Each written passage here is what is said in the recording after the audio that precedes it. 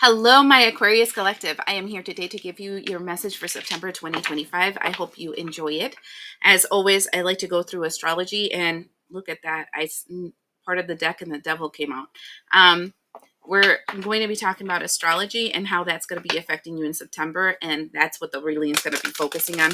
There are three astrological things that are happening in September that we want to really pay attention to. First is September 6th and 7th. On the 6th, we're going to have this placement where Uranus is going to go in retrograde on the sign of Gemini on the first degree. That is crazy. It's going to be active until February 2026. And last time this happened was 1941 through 1949. And that was literally like an uprising, a revolution, something where you are definitely changing in the way that you think. You're starting to notice the self-sabotage actions that you've been taking that have been holding you back. You're going to see your own restrictions, and you might change your mind, change your religion, change your belief systems, change something in your life because you're realizing that you're going the wrong way.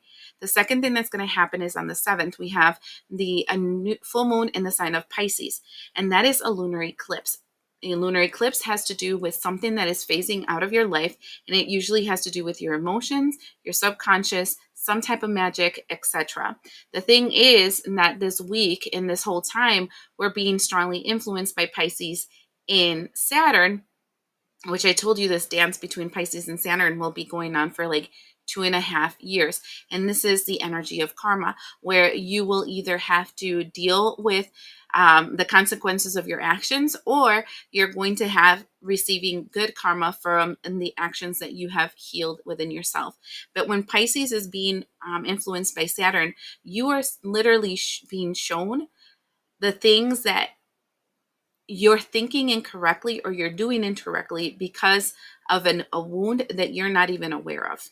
Okay, so I'm telling you all that because that is what we're going to be focusing on and finding out how it's going to affect you personally, my Aquarians. Look at that. The first thing that I see is the three pentacles in reverse. And three in pentacles in reverse is I no longer want to work with you anymore.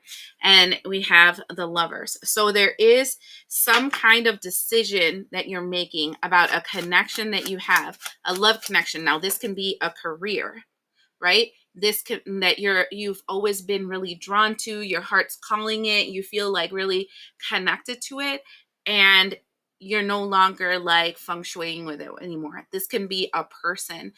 This can be a platonic relationship, a friend, a family member. It doesn't matter. But there is something that you're no longer going to mess with anymore. And that is confirmed by the death card. So I am seeing, I want to say an end of a collaboration, Aquarius. And this is all about Pisces because this is the Ace of Cups. I mean, I've been getting a lot of Ace of Cups, but that's what Pisces is all about, right? It's all about your emotions. It's all about your intuition. It's all about your like, I want to say the way that your intuition is affected by your emotions and that constant flish flap of your energy based on those emotions. And so, there is a lot of emotions between this breakup because look at the moon cards here. It's definitely being strongly influenced by this full moon, but I think it's going to be an ongoing crazy roller coaster of emotions until the following full moon, right? And again, the moon has to do with emotions because look at that. 10 of Wands. And then this 10 of Wands is not just a heavy burden, it's the fact that you're realizing that this burden that you've been gathering is not going to lead to anything. It's only going to lead to death and destruction. And when I say death and destruction, it'll be like a loss of your free will, a loss of your desires, your hopes, your dreams, a loss of your, like, I want to say zest for life. Okay. And that's the reason you're choosing to break away and stop collaborating with this group. The Eight of Swords is talking about being in this group has held you in a position where you're always trying to be something that you're not. And you feel trapped by this false version of yourself. Okay. And right now, what you're doing is that you're actually investing in something new, and it's something that might make you a novice, a beginner in something, or it might make you like naive to what potentials are for the future. But this is more authentically you, because this is the star card and the end of. So I do know that whatever this is, formed a sense of identity in you that was not truly you, but you believed that you had a hold because of the fact that it was what was expected first of you, and it was the only way to keep the peace in this situation. And now it's kind of like, I'm over it. I don't have to be that person anymore. I'm seeing a lot of movements are going to be happening at the same time, and it's going to cause a lot of confusion with the Knight of Swords and the Seven of Cups, but it is karmic justice. Okay, it is the balancing of your energy, and it's the justice of fate, right? So this is like the universe kind of working in your favor, though it might not seem like it, because I do see a lot of sadness as something is breaking away from you. Okay. The second thing we're going to be looking at is the 21st of September. 21st of September, there is a new moon in the sign of Virgo.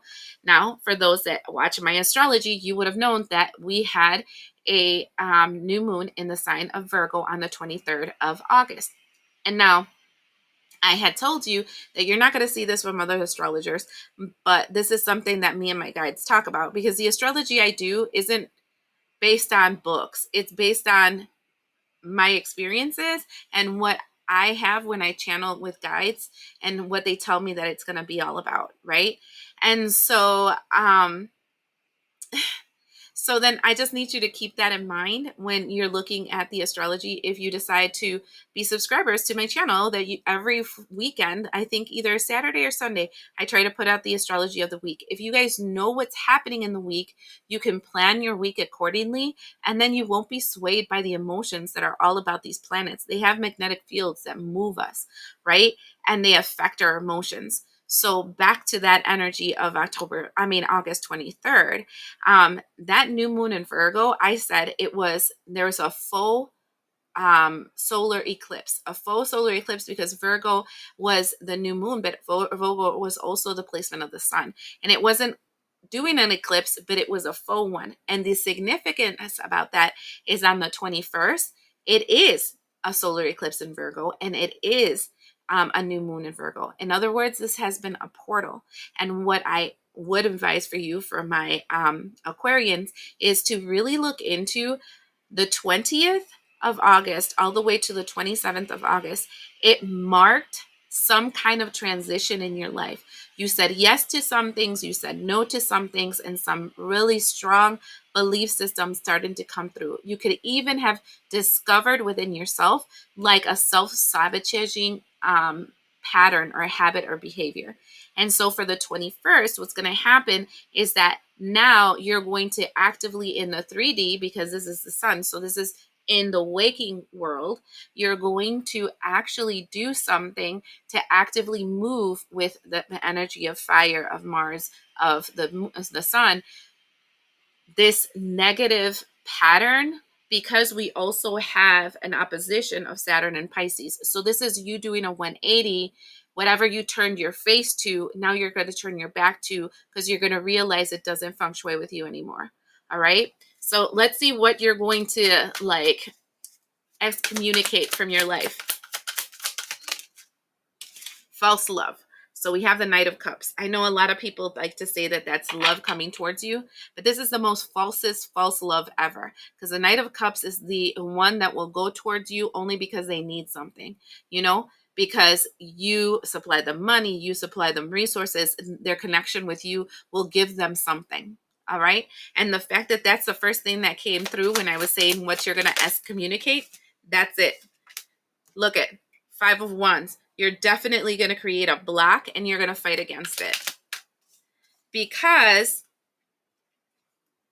Hangman to the Two of Wands, because you realize that this acceptance of these false loves, these people that say they love you, they care for you, they want to be around you, but only if you're the person they say that you have to be, right? And this is going back to the beginning of the month where I told you it's something where you're disconnecting yourself to somebody so you can finally be yourself, and stop wearing a stupid mask and playing a role because it makes somebody else feel better. That's the same thing here. So first you were thinking about it at the beginning of the month, and in the end of the month, I'm seeing that you're going to actively fight against this and kind of create those blocks and be strong and willful in this, because you realize that your path forward has been blocked because you've been attending to these knights of cups. The first thing, I mean, after that we have the Princess of Wands, followed by the Seven of Cups and the Two of Cups. And so, look, what is going to happen is back to that energy of the end of the month that I told you there's confusion as you're moving forward, but this is karmic justice. I feel like you're taking action, though it's naive, though you're not sure if you're making the right decisions or whatever. You're looking for other options, and the other options is to create new connections to people and places and things that are actually resonant to you. You're actually taking your energy of the magician and you are investing in it. So it's kind of like you creating that connection with yourself using the resources that you've learned through all your years of experience to now kind of make the right decisions when it comes to relationships.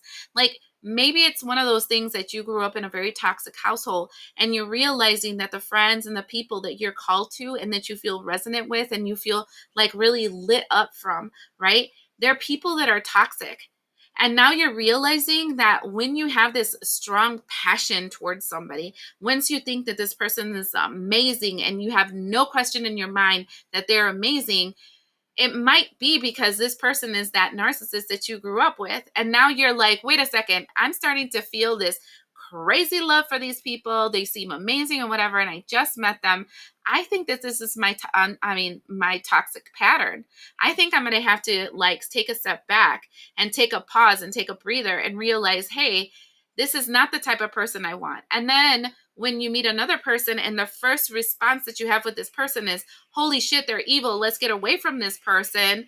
That's when you should also pause and be like, why is it that I want to be staying away from this person? Is this person really looking out for me? And that's the reason why I'm so scared of them, because I've never had that before and I'm scared of something I don't know. This is what this is feeling, because you're learning a lot. I think that whoever I'm talking to is an Aquarian has really been doing the like shadow work, the soul searching to heal wounds that they've been carrying for a long period of time. I say that, and look at this. We have the Three of Swords with the Two of Swords. Literally, that's like the wounds that you carried in your heart literally make you a little apprehensive to create love connections with other people. This is the Five of Swords. If you put them together, three and two, Five of Swords is a wounded warrior. Literally, your wounds were making you choose the wrong connections. And in the bottom of the deck is saying, you know, it's time for you to like really do this meditation on all this heavy burden you've been carrying. This is the second time you get the Ten of Wands, and really get cold about it, because the King of Swords, it's kind of like the police system. It's either right or it's wrong. It's not about my emotions right now, because you're really having to realize that your emotions with the Princess of Cups have been really immature, and that you need to heal that. You need to cut that and put it in order so that you can start in this new path that you have going forward. And I do see you a little reserved for a while, because, I mean, how are you not going to be reserved? You have this energy where now you're questioning yourself. You're questioning, like, why am I connecting to these people? Why are they like that? Why do I have this situation? Like, I mean, sometimes we're victims, not because we necessarily are victims, but because we walk into situations that will make us victims. And it's like, you know, you've been playing this role for so long where people use you and abuse you. You've been playing this role so long where people like are backstabbers and two-faced and whatever. And then you're now realizing that the reason you're playing that role is because, hey, that is you. Like, you grew up in this type of environment and you learn the patterns and habits and behaviors of a person that's a victim. And so now it's having to retrain yourself to be something different. my advice for this is seek social networks, right? Find like groups that you can link up with. This can be spiritual groups. This can be metaphysical groups. This can be like groups that have to do with mind and body, counseling groups, things that will encourage some kind of belief system you have that will find more people like this. And yes, you'll find ugly people. But when you feel drawn to somebody, take a pause. Don't react instantly that this is the person to be around. Take a pause and think to yourself, why am I acting this way? Right? And then move forward on that, because this is like a restructuring in in your in what you're attracting and what you're repelling into your life. Okay. Sorry, I'm still getting a little bit over my asthma attack that I had a couple of weeks ago. So every once in a while, I have that dryness of my throat. Next thing, the last thing is September 22nd. So the next day, we have an autumn equinox. And that's clearly clarifying the direction that you want to take in your life and redirecting yourself, right? Doing like a course correction. So that you can prepare for a period of like winter. Um, but in that period of winter, be like in this period of regrowth, like you're in the cocoon and reforming yourself based on everything that you're establishing from fall to winter as the direction you're going to be taking. I hope you guys understand my magical talking. The first thing I see is an older man showing up, and this is a dealings or relationship with an older man. Why is this person showing up in my Aquarius reading?